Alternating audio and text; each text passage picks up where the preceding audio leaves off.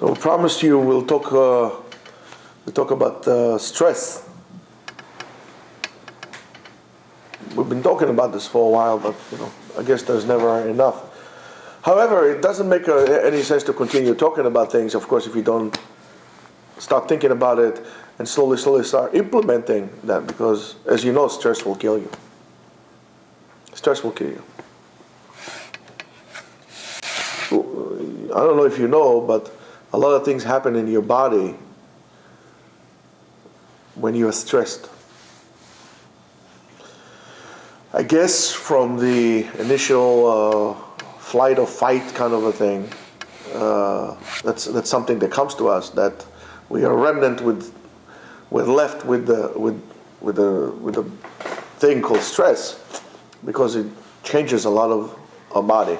A lot of cortisol comes to the body, adrenal gland operates, the chemistry in your brain changes. When you're exposed to ongoing stress, you might actually even alter the way you think and the way you behave. But what do we do with this? Why do we have to live with stress? How do I overcome it? So I do believe a lot has to do with the way you think about things and your perception of things. What do I mean?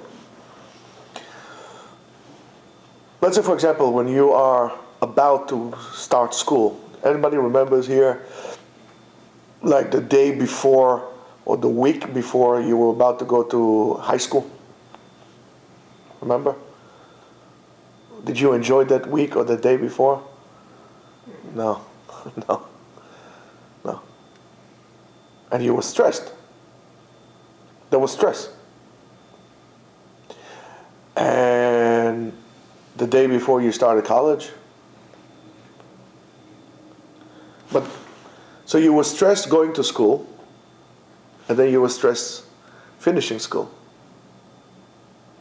So then you stress about looking for a job, right?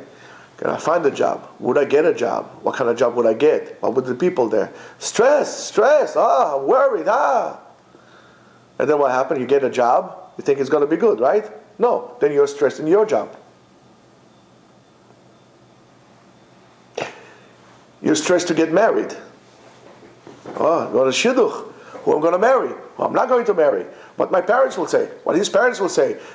And one of the most stupid things that I ever hear is, we need to see each other in stressful situations. Why do you need to see each other in stressful situations? Isn't it stressful enough to date? Even if you see each other in stressful situation, the way you react to stress now, I guarantee you, is not going to be the same way as you react to stress 30 years from now. If you continue doing the same thing. Why? Because the cumulative stress might alter the way you behave, and for sure will alter the way you behave, and you're not going to be the same person, so you can never see how the person behaves in a stressful situation. Because prolonged stress will cause prolonged damage. So then you're stressful to get married, and then you're stressful getting married in the process of the wedding, and then you're getting stressed in the marriage. You're stressed to have kids. Everybody's having kids. I'm not having kids. We're in stress. No, of course, the primitive people, they come and tell you, I would like to be a grandmother. No, I would like to be a grandfather. Stress, okay. And then you have kids. You think the stress will go? No, there's stress having kids. I'll tell you, I know three different cases of people who could not get pregnant. I mean, the wife could not get pregnant. Of course, the husband doesn't get pregnant most times today.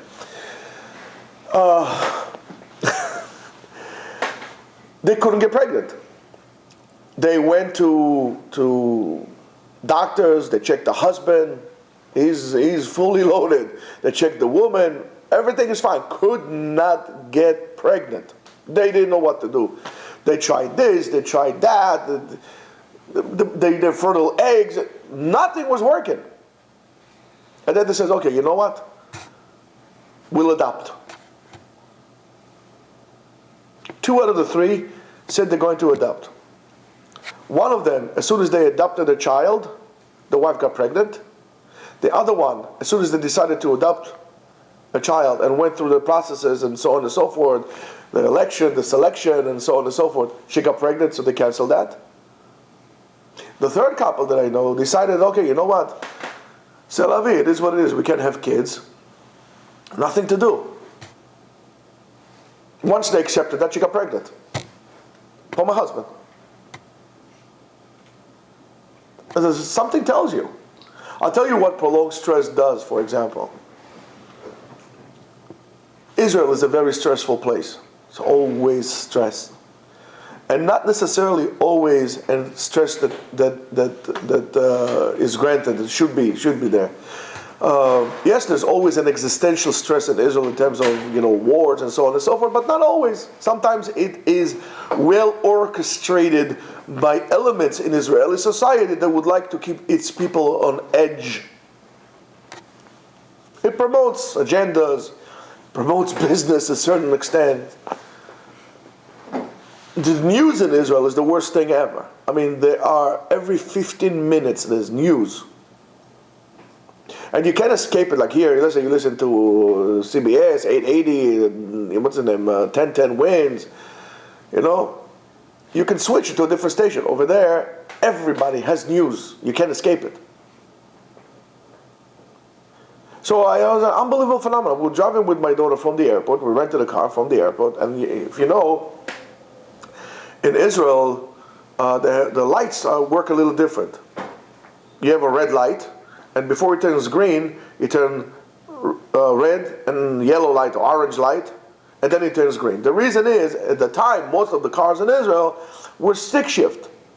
So in order to take the car from a neutral situation, right, neutral, and then press the clutch, put it into first gear, so that's what you do. It changes from red to red and yellow. You put the car in first, you press the clutch, and then it turns green, you release the brakes, let go, press the accelerator, let go of the clutch, and the car goes. Today, most of the cars in Israel are automatic. So what happens is like this. I'm driving there, and there's a red light. So I stop in the red light. There's a guy behind me. The light changes from red to yellow. There's no green. I'm not going, because when should go? Green light. Beep, beep, everybody's beeping at me. I said, my daughter, what's going on here? It was the most annoying thing. I don't ever remember it like this. It is horrific. It became worse. It's so aggravating. It's so agitating. Because they're always living on the edge. So why do we have stress? We have stress because we don't know how to manage it. Our society always wants us to achieve things, to do things according to this unknown enigma of societal schedule that you have to do things. So you're always on this ongoing chase to achieve the unknown. You don't know. For example, if I'm going to put you on a cliff, I'm going to say to you, listen, it's 30 feet down. You jump and you fall into the water. Water is safe, no rocks. You be scared coming to the edge of the water. If a person knows his ability to jump, he'll say, oh, so not a problem. I'm jumping, I'm enjoying this, I'm letting go, and I'm coming into it, no problem. Your lack of ability to deal with stress, with stressful situations, is the cause of your stress. So let me ask you, for example, you go to college. Before you pick up a major, you have a lot of stress and pressure on you, mainly from your parents and some concerned relatives, to pick up a profession in which is going to be profitable. So, Pressure, all pressure to the side. You figure, fine, it makes sense. I'll get myself an MBA. You get an MBA, and guess what? There's a recession. There's no business. And what do you do with the MBA? Nothing. You become an assistant supervised janitor because there's nothing for you to do. So now there's stress. You're going to become a profitable field. You become a dentist, like any other, the other person here becomes a dentist. Yes, I know every person has 32 or about 32 teeth in their mouth. But how many dentists do you need? Every year there's like hundreds of you dentists in the field. How many dentists do you need? And then all of a sudden you make a calculation that becoming a dentist will grant you about 250,000 to 280, maybe 300,000, maybe even more a year. And all of a sudden, excuse me, there's so many dentists, I can get a dozen in a dime. You could become a dentist making $50,000. What? Stress, because now you have to pay. So you see, there's a certain pattern here. When you choose, and it's a choice you make, nobody makes this, when you choose not to take the reins of your life into your hands, making your own decisions, living life according to what you want, you're going to have mounted an unmanageable amount of stress. If you live life without emunah, without faith, that there is a God who guides you through life, you do what you need to do and He does what He needs to do, you'll have stress, unmanageable stress, stress of the unknown, stress out of anything.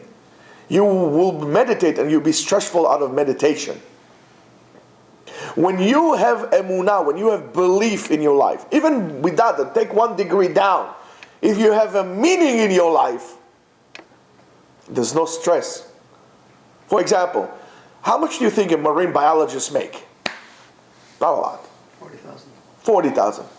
But if this is what gives meaning to your life, the money is not an issue.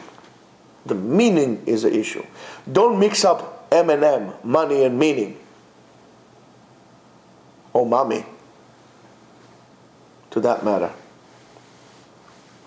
So if you're making $40,000 as a marine biologist, and all you do is you wear your wetsuit and you dive and you collect algae from somewhere, and that's what gives meaning to your life. Money is not a problem. Meaning is a problem. Therefore, I cannot tell you what's meaningful for you. You need to find out what's meaningful to you. I can give you the tools that you could have to find meaning in your life. But actually defining that meaning in your life is up to you. It's not up to me, not up to your parents, not up to anyone. It's up to you. And even if you want to take it further up, having emunah in your life, living life with emunah is the ultimate meaning in life. When you understand the vulnerability that you have in your life, you understand how fragile, you understand how unpermanent this life is. And so there's no stress.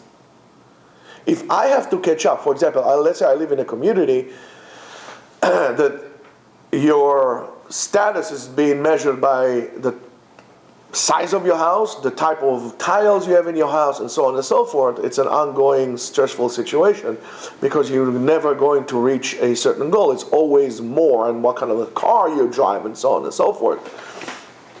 So therefore, you're going to be always stressed about reaching this unknown point of making everybody happy.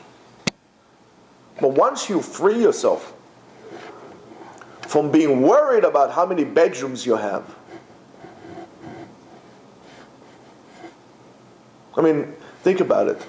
I met somebody in Israel. He said to me, I don't know, he's maybe 62. He says, all my life I was changing one apartment after the other. In Israel, they have apartments. And then I even went to a duplex, and I had a private house. He said, one day it hit me. I said, why do I need such a big house? My kids are leaving the nest. I mean, they're flocking out of there. You know, in 18 years old, you go to the army. So all of a sudden, I had this big house, me and my wife, and a little dog. What do I need it? What am I going to do with such a monster? It takes all my... So you realize it's not important. Because when you up to 50, you know, you want the house, and you want the swimming pool, and you want the big gardener, and you want the gardener. And it takes a lot of effort managing that. But you realize you don't really need that. What do you need? You need a good relationship with your wife. You need a place to put your head on. So therefore you are free of the stress you created, because the problem is you don't know how to manage it. But the concept of managing stress by itself is defective. Why? Because if I need to manage my health, it's because my health is important to me, and I need to be able to manage it so it will not deteriorate, right? If I need to manage my money, financial management, it's because it's important to me. I need to manage my money. In the West, our concept of managing stress is defective because we want stress in our life, because there's no catalyst in our life besides stress. That's how we know how to live. So the whole concept of managing stress is wrong. Instead of managing stress, manage your faith. Manage the meaning of your life. Look at what is important in your life. Because all we do is we keep on feeding the habit. We keep on feeding that because we actually love stress, not realizing that it alters us, it alters our health, creates blood pressure, cardiovascular, and you die young. For what? So the problem is you, because you allow everybody else to determine what's important in your life. You let everybody else determine what's the meaning of your life, and you fall into this abyss of the game. I have to go finish high school, I go to college, finish college, I go to work, I'm dead. That's stress. You finish high school, let's say, for example, go volunteer in Israel for 2 months in, I don't know, like my daughter is doing now. She's doing ambulances. She works in Mada in Yerushalayim, goes up and down in ambulances all day long. She doesn't get paid for that. She actually paid for it. She paid $800 to pay this course to be able to sit in an ambulance and to offer first aid to people. She's doing it for 2 months out of her time. She didn't go to school. She's in pre-med, right? So she stopped everything. She does it. She wants to do it. You can join Hatzalah. 6 months. Give something for your community. Explore yourself. You really don't know who you are. You keep on saying that you want to selfish. The only self thing that you are involved with is not self-enhancement, it's self-destruction. So go volunteer for half a year. Nothing will happen to you. Guaranteed to you, nothing will happen to you. Allow this time to create a little separation between you and your parents. You know, you're a big boy. In Israel, you go to the army. Here, go volunteer, do something. You finish college, don't rush to finish college. Take in college all the courses that you can take that would enhance you, that you always wanted to take, and you'll know that you're never going to be able to take them unless you're going to do it now. For example, yes, you might be going to pre-med, but how about you take a course in photography? How about you take a course in, I don't know what, there's so many things to do in college. Take a course in philosophy. Learn something. Broaden your horizons. You finish college? Okay, we didn't finish college. I'm sorry, summer. Don't take summer classes. Do something in the summer. Go camping. Go travel. Travel. Needless to say, dedicate your summers to sit 24/7 all day long in yeshiva and learn. Guys, you're not going to have this time anymore in your life. Practice that. 2 months a year. Morning and night. מהבוקר עד הערב. שבתי בבית השם לאורך ימים. That's what I want to do. Sit down and learn. No summer school, no nothing. Where are you running with this? Where are you running? Let me ask you this. You think Bnei Israel would have been so eager to cross the Yam Suf knowing that they will have to go 40 years into the desert? I don't think so. I'll tell you, listen, 40 years, listen, let me send Mitzrayim. At the end of 40 years, come to pick me up. I'm not going 40 years into the desert. It's crazy. You're going 40 years into the desert to work. You finished school? Wait, we're not finished school yet. After you did this, he says, take, 1 second. I don't really want to take pre-med. I don't want to be a part of this big pharma.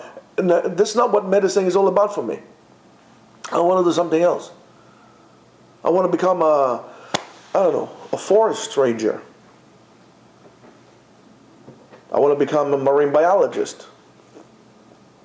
I want to become a photographer. I want to become a Chinese medicine expert. I want to go to China. I want to see. I want to explore. I want to see different things. I want to challenge myself. I don't want to harbor myself. I want to challenge myself. The way you're going to find out who you really are is by challenging yourself, not by hiding yourself under his mommy's apron.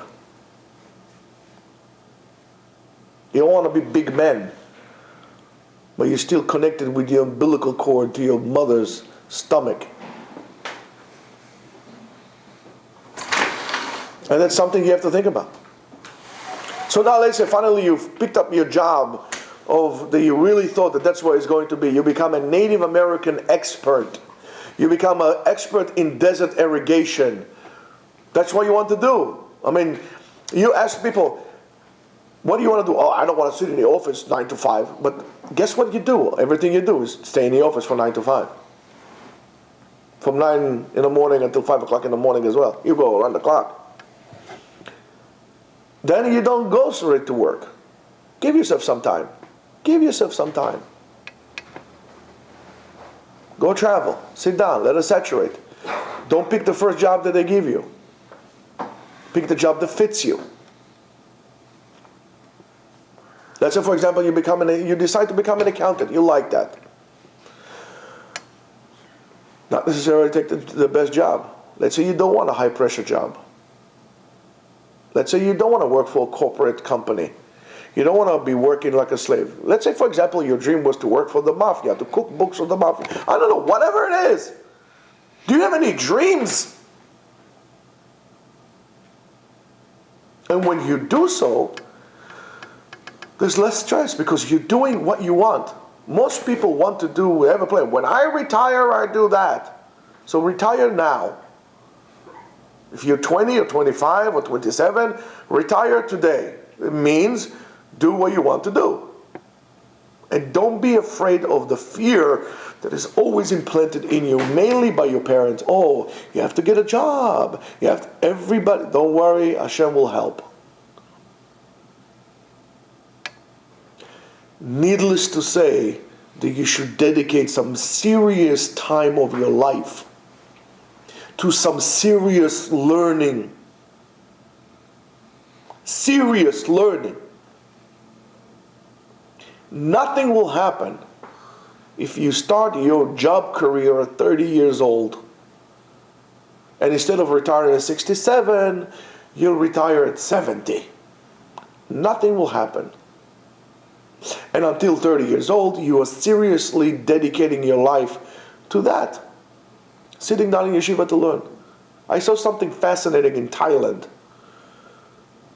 Yes, out of all places, Thailand. There's something to learn from them as well.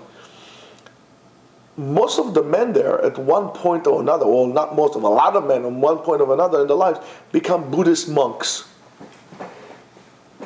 So if they could become Buddhist monk, I cannot sit in Yeshiva and learn Torah? You're only stressed because there's no emunah in your life. And there's no emunah in your life because you don't allow yourself to acquire emunah in your life. So if you're stressed, and you feel very stressed,